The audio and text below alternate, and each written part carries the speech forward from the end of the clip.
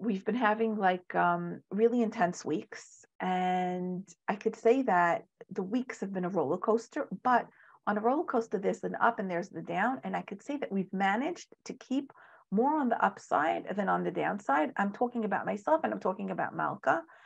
And there are a couple of reasons for it. And I want to read to you a letter that Malka sent to her families and friends. And this also includes all of you who have been with me on this journey and have been praying for Michal Levona. And I want to read to you what Malka wrote. I translated it, was written in Hebrew, and it's meant for you as well. And this is going to be, part of the class. So she wrote, and I'm going to stop at certain points and, expand a little bit on it. And afterwards, everything that she wrote, I'm going to put on the chat so everyone could read it, because I think it's really valuable. I also think that when people face death and they're willing to share that experience with everyone else, it could enrich everyone's life, and it adds to everyone, and it adds perspective and proportions.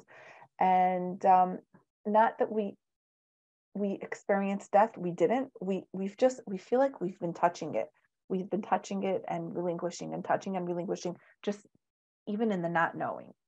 Okay, so these are my thoughts in light of all that we are going through. I feel like we have gone on a journey these past 2 weeks, a journey that touched the depth of the abyss, with waves and waves of intense feelings, a tsunami, existential fear, despair, and anger. Anger at ourselves and anger at the Almighty. Why? Why did this happen? Why bring such suffering to a tiny baby who's so pure and all goodness? I have no answer for these things, for these thoughts, but from Rabbi Jonathan Sachs, I discovered a ray of inspiration that has been walking with me these past 2 weeks. It's not a derasha for me. I feel it deep in my bone. In other words, Malka is saying this thing is not like, there's pshat and there's a midrash. This is what she's been feeling. It's a pshat for her. It's not a midrash. It's not explanations on the pshat. This is pshat for her. Yaakov struggles with the angel in the night through the darkness and pitch blackness, and he's there struggling. And when the dawn arises, the angel sees Yaakov victorious and tells him, please send me, the dawn has come. And then Yaakov said something wonderful. I will not send you unless you bless me. So in reality, when someone fights with another person, usually the person who wins, the victorious one, he's the one that's giving the blessing. Usually the person who lost, we never ask them for a blessing. Why is Yaakov asking for a blessing from this angel who he actually vanquished, who he was stronger than, who he was able to overcome? And he's the one asking for a blessing. The angel should have been asking him for a blessing. So Rabbi Jonathan Sachs stresses on this point and sheds a light on the strength of Jews in all past eras of darkness, suffering, or hardship and pain, to be able to extract the blessing from it. We do not relinquish the hardship unless we're able to extract the blessing from it. So the struggle that Yaakov had with the angel, it was very difficult, and it was a fight to the finish, and it was a fight, it could have resulted in death. But from this darkness and from the struggle and from the fight, Yaakov says there has to be a blessing in it. Of all the dark things we go through, of all the difficulties we go through, of all the hardships that we face, there needs to be a blessing that comes out of it. And Malka, when she read this 2 weeks ago, she was thinking, how am I going to extract the blessing for it? So first of all, one of the things she did is she called up her rabbi, and she spoke to him. It's her rabbi and my rabbi. His name is Rav Yair Dreyfus. He has the yeshiva in Efrat. And she told him, why did this happen? What did this little girl do wrong? And he told her, Malka, in my life, I learned I don't ask why. I just have emunah. We're not here to ask why. And there's no answers to the why. And we're not looking for the why. We want to just have emunah, have faith, have bitachon, that whatever is happening, it's here for our growth. It's here because there's a blessing in it. We don't see it now, but eventually it will be seen. And Yaakov, after that struggle, he's telling the Malach, I want a blessing. This didn't happen for me not to be able to see a blessing in what happens. So Rabbi Sachs stresses on this point and sheds a light on the strength of Jews in all past eras of darkness, suffering, or hardship and pain to be able to extract the blessing from. We do not relinquish the hardship unless we're able to extract the blessing from it. I'm reading that again because I think it's such a valuable sentence. We do not relinquish the hardship unless we're able to extract the blessing from it. Like part of us wants to say, let this just be over. I just want it to be like a bad memory, like a nightmare that never happened, etc., etc. However, things happen to us, and Yaakov teaches us that we need to extract the blessing from the difficulties, because across the darkness, we discover light. Across the fear of death, we realize how precious life is, how filled with value it is, how every minute of life is a minute of celebration. Every minute together is time to celebrate. Every minute of togetherness is so precious. Suddenly, I am happy the kids annoy one another, that I have the zechut to educate them, even if I lift my voice to them, not to mention yell at them. How precious it is. I feel, so I'm just stopping over here. I know that Malka was very much grappling with her desire to, start her career as a art therapist, and she had an idea of having families come together and create together and do family therapy through creativity. And she was grappling with her motherhood and how was she going to connect both of them. And her kids also were acting out. Like the more she wanted to spend time on her career and work and carve out time for it, she felt like the more her kids were acting out, and she was trying to decide like how should she deal with it, and why can't she have both of these both parts of that life? Why can't she juggle both of them? And it used to bother her a lot that the kids were fighting, and all she does now, like in the hospital, she craves to be able to come home and watch her kids fighting with one another, and for the ability to once more, lift her voice to them and educate them and even yell at them, because every single minute that we have that is really very precious. She writes, I feel waves and waves of love from my sweet community, from my beloved family and friends. Love that translates itself to working hands, cooking, carpooling, helping in all factions of life, in ways I could not have even dreamed of, in ways I do not even know. I have no answer why this happened, but what I do know is that all the happening around me is an answer to the suffering.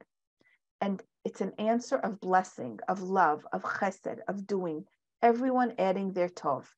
It feels like the value of life sharpened at every moment of togetherness. Perhaps this is what God wanted. The journey ahead of us is winding and probably long, and I'm sure many things will meet us along the way. And in all this, I must remember that we have freedom, the freedom to choose in a reality of life that is put at our doorstep. In other words, she's saying that this is the reality of life that we're faced with. We have a little baby, and she's 4.5 months, almost 5, did not grow much since she was born. And that's the reality. A little girl with a tumor in her brain. And our freedom is to know and to choose how we react to it. Are we going to rage and be angry and fall apart and blame and become victims? We have the freedom to choose that.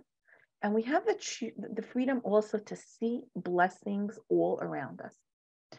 So how can we allow this reality to bless us? Okay.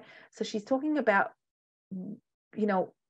leaning off Rabbi Jonathan Sachs is we need to be able to extract the blessing from from this difficulty, and how are we going to allow this difficulty to bless us?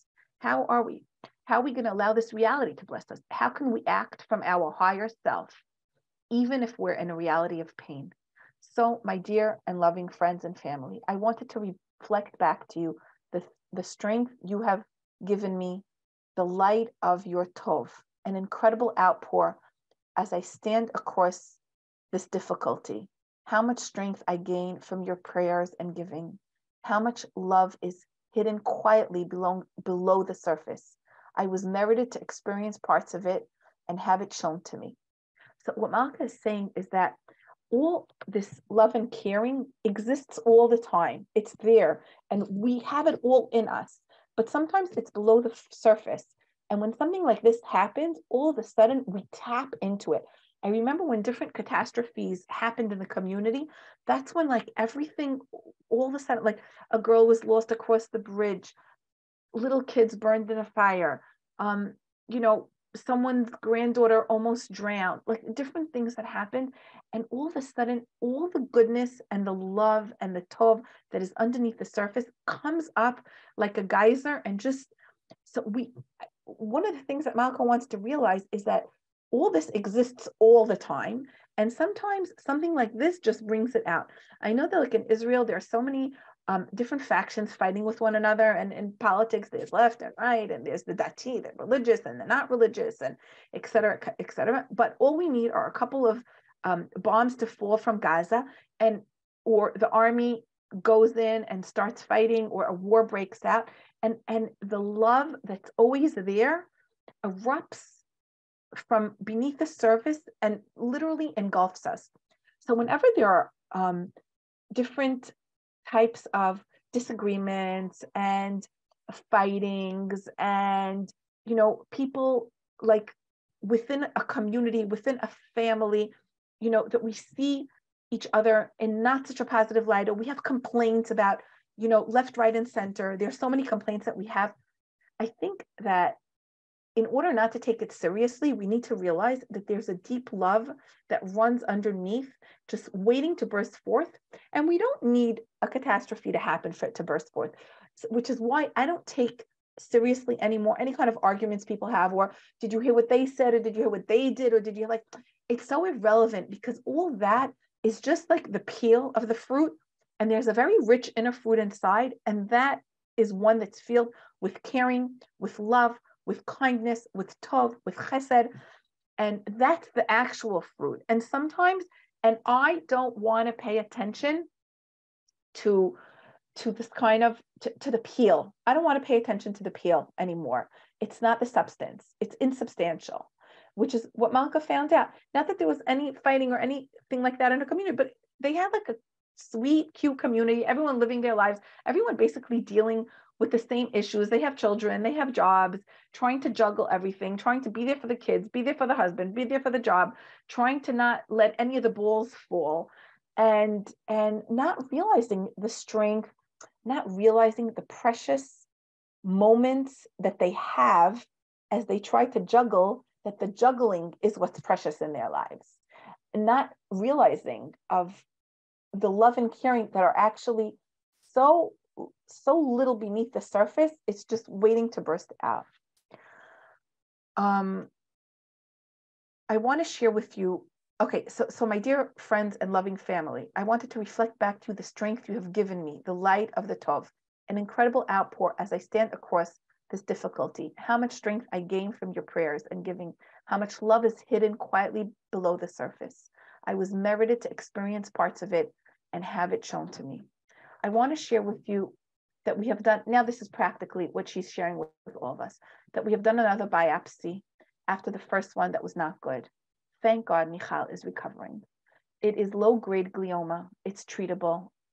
And it will not disappear, but you could live a full life with it, a full and happy life. So first of all, I don't agree with her. I do believe that it can disappear. But this is what the doctors say. And now Malka and Or have decided to really trust the certain doctors that are in the hospital, and they're the ones that they're going with. And this is what the doctor said. So this is what she's telling you. But I really believe that it can disappear. Hashem could want it to disappear, and it can disappear. Today we start chemotherapy. It started today. It's our next step in this journey. We're taking it step by step and continuing to pray for Tov. And if all goes well, it could be that until Hanukkah, we will be home to celebrate the light you have added to us this past month. So this is something that Malka wrote for all my friends, for all of you who are listening and the ones that are not listening. She gains a lot of strength from all the outpouring of the tefillot and the care and the concern and the question, and everyone has different ideas and different routes for her to take, and she listens to everything, and she knows. And what I try to give her is whatever the decision that she makes with her baby is a decision that Hashem planted in her head to make. There's not going to be a minute that she's going to make a decision and look back and say, I shouldn't have done that. Because the decision that she decided to go with is what God planted in her and her husband's head. There's an experimental kind of plant extract that I wanted her to use and I got for her. And there is different kind of alternative things that I would have wanted her to use. I need to realize that even though if it was my child, that's what I would be doing, I need to give her the kavod and makom that it's her child and Or's child, and they're going to need to decide and as to what treatment to give their daughter because she's theirs.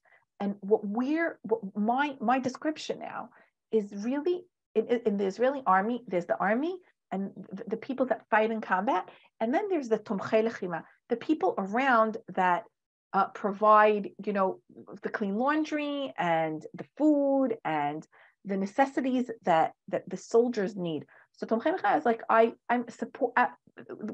supporting the fighting, right? So my description now is supportive of the fighting. I could find out about different treatments. I could present it to her. At the end of the day, it's her decision.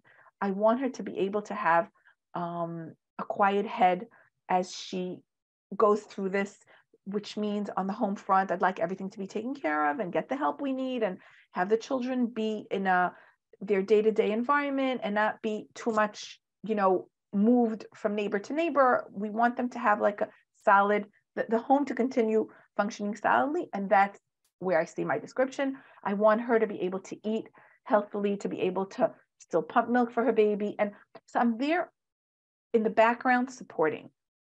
They're the troops. Malka and Or are the troops. And baby Michal Levona, she's the troops. And we're supporting the troops. And that's all it could be. And the last thing I want is to put either guilt on her or pressure on her or push on her what I believe, because I could just present it in a very soft way, but it's their decision in which direction to go. So I'm constantly, how we say, we have a drawer and we need to describe the drawer. What kind of drawer is it? Is it my silverware? Is it my socks? Is it my, is it my exercise clothes? So I need to describe myself. Now I am a mother that is supporting the troops. What does a mother supporting the troops do?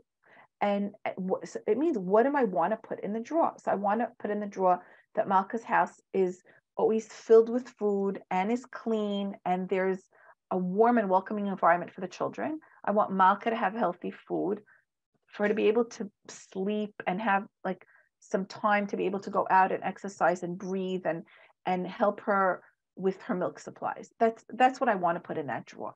Anything other than that, I will not put in the drawer. I will not put arguments in the drawer. I will not push anything on her. I will not, offer anything that's not wanted. So I'm constantly trying to live within my description. Now, I wanted to also share with you something from last week's Parashat, which I wanted to, this past week I wanted to give in the class. But when Yaakov leaves his father's home, when he's trying to run away from Esav, he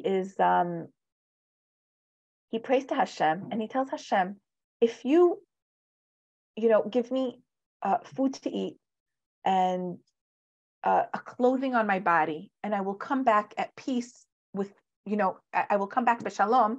And when I say come back b'shalom, to me, that means like whole and healthy, right? Then I will, from anything I have, I'm going to give you maaser.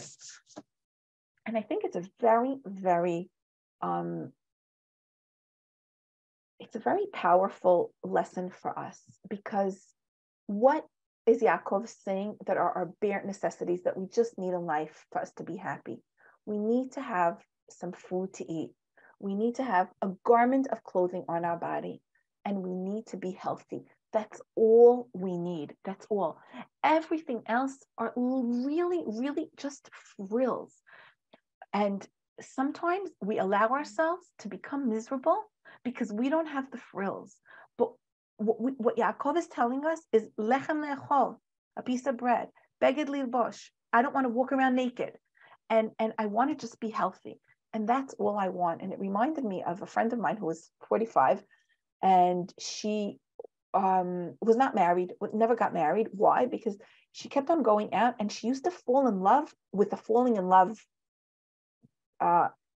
time. Like there's a falling in love period. She fell in love with the falling in love period, and she wanted it to continue, and it never continued. So she always like would go on to the next one to try to fall in love again. Like that was the addictive part for her. So she was doing avodah on herself, and she met a guy who was divorced, and he had 4 children, and she also wanted to have children. And this guy was learning in a kollel. And previously he used to work half day and learn half day, and he actually made a very nice living.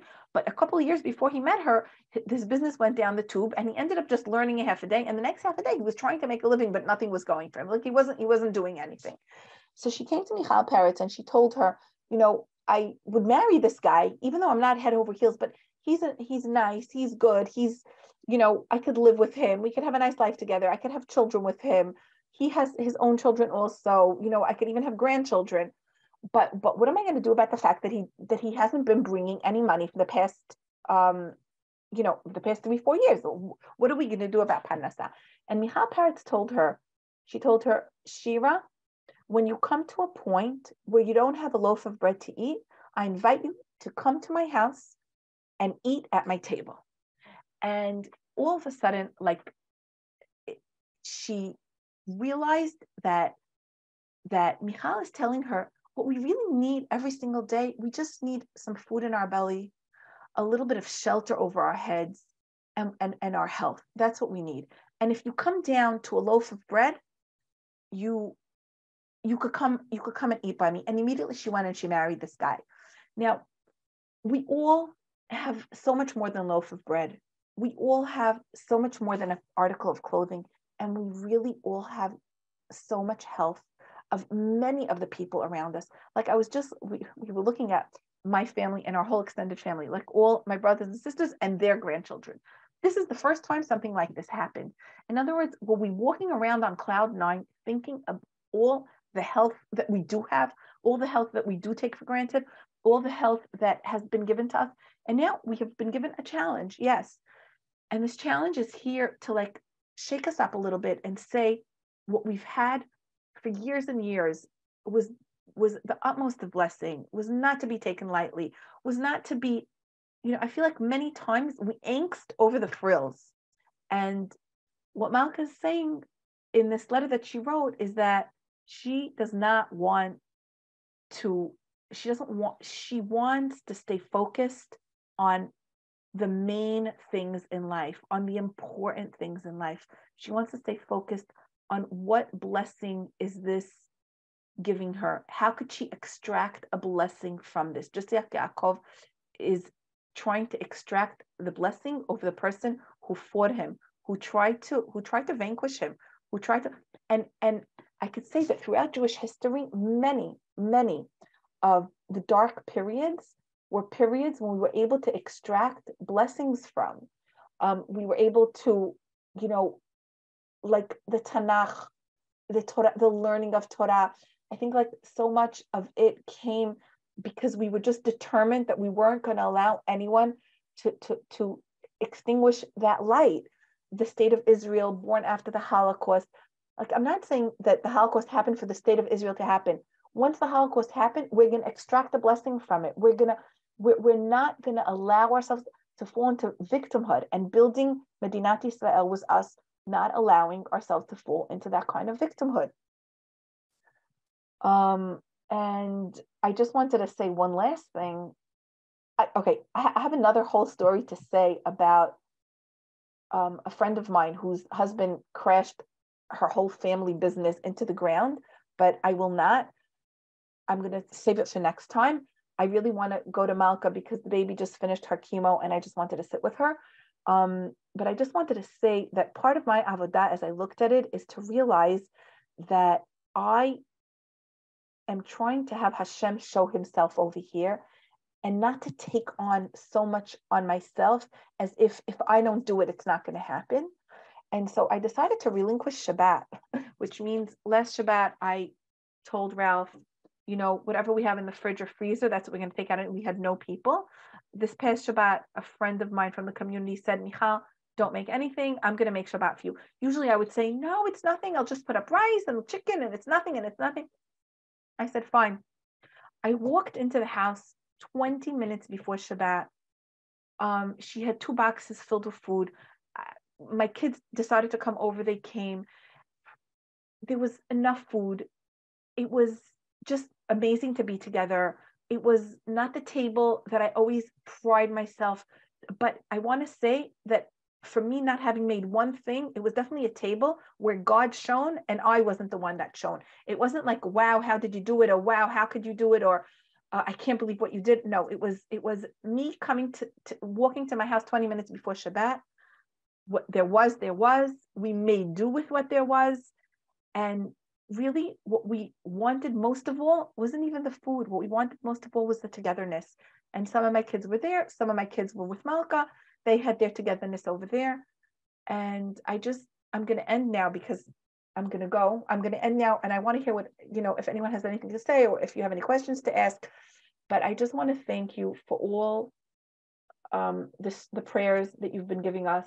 I know it's so in God's hands. It's going to happen through prayers, through emunah, through whatever is going to happen through that. And Malka feels it very strongly. She feels everyone's love and care and tefillot, and it gives her the strength to carry on. So I want to thank everyone. Okay. I wanted to say something else, and it's important for me that this goes into the recording. And as Joyce, you were telling me your words, it came to me. Malka told me at a certain point, Ima, this was brought to our doorsteps for us all to grow from. And when she said for us all, she meant her community. First of all, of course, her and her husband and her children, they're all growing from this. Everyone is growing from this. But me and my husband and all my children. But it's the ripples have gone into her community so much so. Everyone is rethinking time with their families, time with their husbands, the preciousness of life, the minutes they have together. It's a growth process that is happening everywhere. And I'm happy that Malka is willing to share it because she realizes that it's not her story alone. It's everyone's story. It's the story of everyone's life. But we are now experiencing it in a very intense way. But it's a growth process for us all. And I think that if we're able to learn that, it should be for the refuah of Michal Levona Bat Malka, that Amen. All of us grow in this way of realization, of blessing, of gratitude, of goodness that's all around us all the time.